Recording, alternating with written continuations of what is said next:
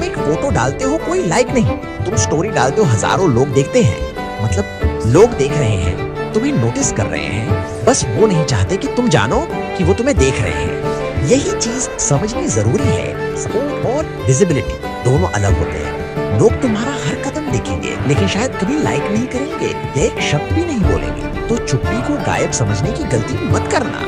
तुम्हारा ऑडियंस उनकी एंगेजमेंट से कहीं बड़ा है। बस लगातार बनाते रहो, चाहे तालियां बजें या नहीं।